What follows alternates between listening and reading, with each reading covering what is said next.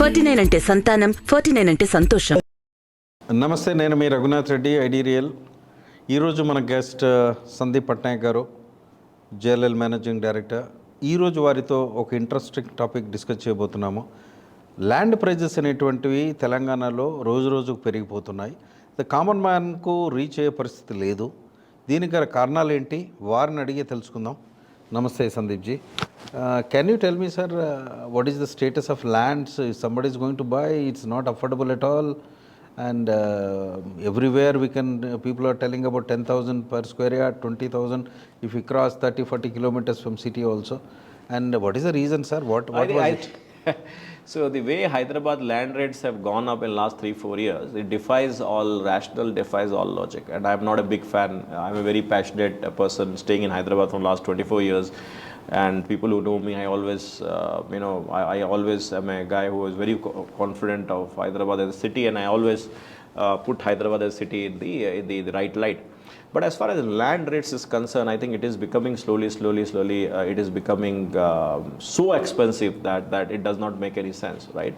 And if this continues, then this city will lose a lot of development to other cities where land prices are rational. Bangalore land rates are much lesser than Hyderabad, or Navi Mumbai lesser Hyderabad. So Hyderabad, just to tell you, in last 3-4 years, there are certain areas in Hyderabad where the land rates have gone up by 3-4 times. And because of this increased land prices, and the end product is also getting costlier, because someone buys so costly, though obviously the flat rate or the rentals will go. It is not good for the city. It is not good for the city. And I think one of the reasons why these land rates went up, especially in COVID, it is very surprising when the entire world was inside the house, not coming out during COVID of 2020-21. The land price in Hyderabad went up high by at least 2 times, right? And it is very ironical that the world was suffering and all of us were inside the house not coming out, but the land price in Hyderabad went up by at least 2 to 3 times in that 2 years, right? So it is not a good thing, right? And as you rightly said, if you now go as high as 40 to 50 kilometers from the city center also, the land rates will not get it anything less than 1 to 2 crore rupees, right? So that is not a good thing. Hyderabad has abundant land parcel across thing, and you have an unlimited FSI, right? So in long run, people who have bought land at a very high rate are at risk. Very high rate, they are at a risk. But I feel one of the reasons why the land rates really went up is that all these investors, Telugu investors who are there from Andhra Pradesh, who are there in Karnataka, Tamil Nadu, as well as NRIs, they saw the growth happening in Hyderabad in the IT sector and overall the pro-governance and the infrastructure. So it's, again, I'll tell you, it's a herds mentality, which in my earlier interview I spoke about why developers do so many projects. Similarly, the investors' herd mentality to buy land. And as you know, I always laugh and say the way the favorite pastime for Gujaratis is to invest in stock, I say always the favorite pastime of Telugus is to look at land and buy land, right? So land is in a very it's in the DNA of the Telugu people, right? But I feel that what happened in 2020, 21, and to a certain extent in 2022, the way the land prices went up because of aggressive money chasing the land in Hyderabad, it is not the right thing to happen, right? At the end of the day, it makes the city very uncompetitive in the long run, right? We have to be competitive if you have to bring the investments from that part of the city, right? And also the unlimited FSI, which is there in Hyderabad, that is also one of the reason why the land prices has gone up, or because the landlord who is selling the land or who is giving the land to a developer, he says, okay, it's unlimited FSI, and I want this many square feet of my share as on a joint development. Hence, developers have to buy at that high rate or have to give that high ratio to the landlord on a JD model. Hence, they have to go vertical up. Right. And one of the reasons, if you see in Bangalore or in Bombay, especially in Bangalore or Chennai, the land rates are not that high is because they have a regulated FSI. So this FSI also is one of the reasons why the land rates have gone up. And also, if I see the herds mentality of the investors chasing the land is also the reason why they.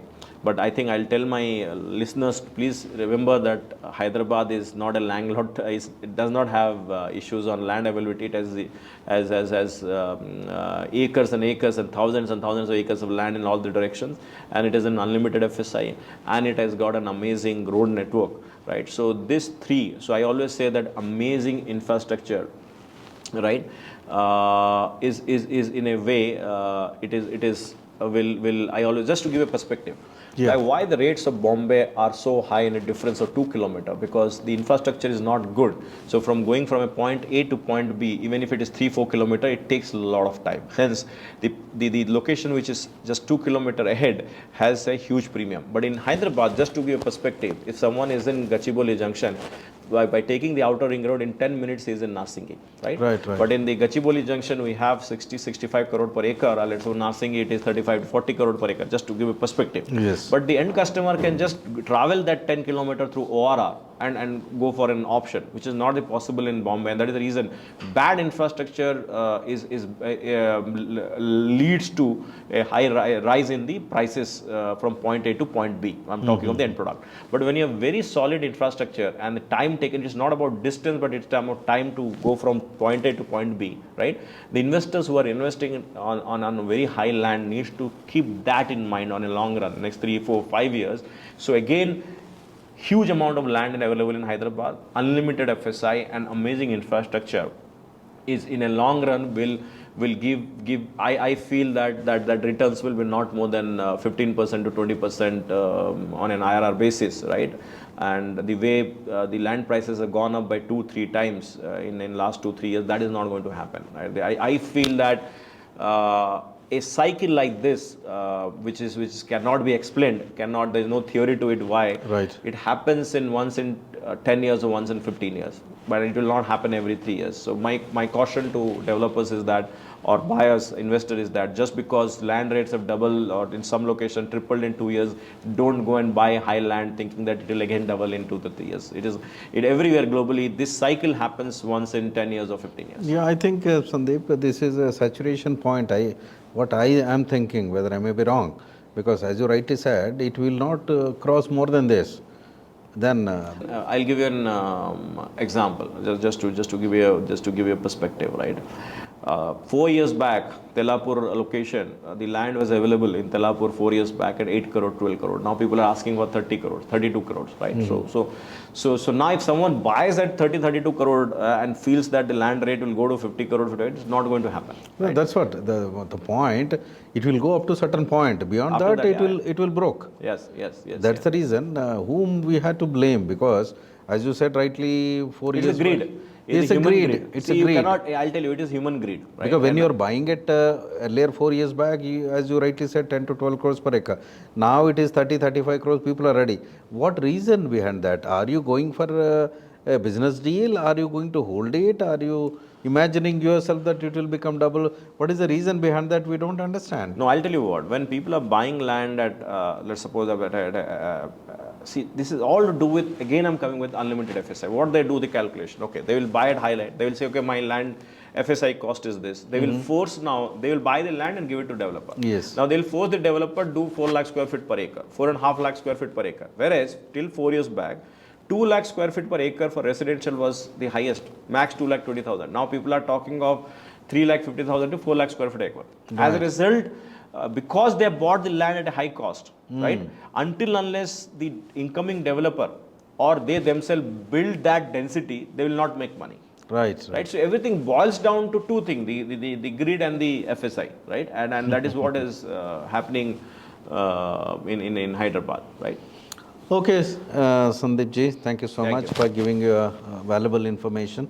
Sandeep గారు చెప్తున్నట్టుగా హైదరాబాద్లో land prices పెరగటానికి గల కారణాలు రెండే reason. ఒకటి ఏంటంటే unlimited FSI ఎప్పుడైతే గవర్నమెంట్ డిక్లేర్ చేసిందో దాన్ని బట్టి ఏంటంటే బిల్డర్స్ కూడా ఎప్పుడైతే జాయింట్ డెవలప్మెంట్ తీసుకున్నప్పుడు కానీ తర్వాత ల్యాండ్ పర్చేజ్ చేసినప్పుడు హై రేట్లో పర్చేజ్ చేసినప్పుడు కానీ వాళ్ళకి అన్లిమిటెడ్ ఎఫ్ఎస్ఐ ద్వారా హై రేజ్ బిల్డింగ్స్ కన్స్ట్రక్షన్ చేయడం మూలాన్నే వాళ్ళకు కొంత ప్రాఫిట్స్ వచ్చే అవకాశం ఉంటుంది. దానికి మూలాన్నే ల్యాండ్ ప్రైజెస్ పెరుగుతున్నాయని చెప్తున్నారు. మళ్ళీ ఒక రెండో పాయింట్ ఏంటంటే జనరల్ ఇన్వెస్టర్స్ కూడా ఏంటంటే ఒక పారామీటర్ లేకుండా వెళ్ళి ఇన్వెస్ట్ చేస్తున్నారు. అది కూడా కరెక్ట్ కాదని వారు చెప్తున్నారు. వారి వాల్యుబుల్ సజెషన్లు అందరూ పాటిస్తే బాగుంటుంది అనే సజెషన్ చేస్తూ ఇక ముందు కూడా వారితో ఇంకో ఎన్నో డిస్కషన్ చేస్తాము. మంచి టాపిక్స్తో మీ ముందుంటాము. Thank you so much. Take care. See you. Bye.